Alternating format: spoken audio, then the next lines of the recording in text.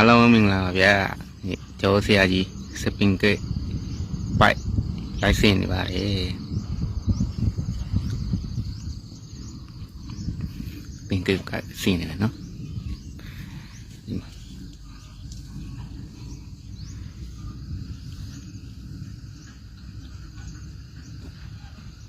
လိုက်စင်နေပါတယ်ပင်ကစ်ပိုက်စင်နေပါတယ်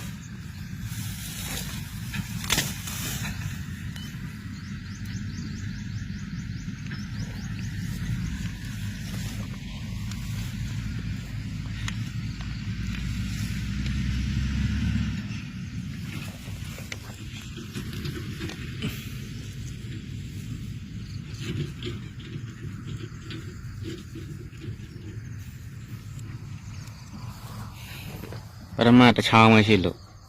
တစ်ချောင်းမဆိုတော့အပင်ကြီးလာတော့နှစ်ချောင်းထည့်ရတယ်နှစ်ချောင်းထည့်တယ်ဟိုးထားရှိ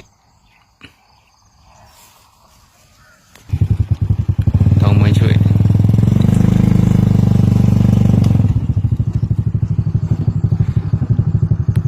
နောက်တစ်ချောင်းထည့်ဆွဲပါဒီ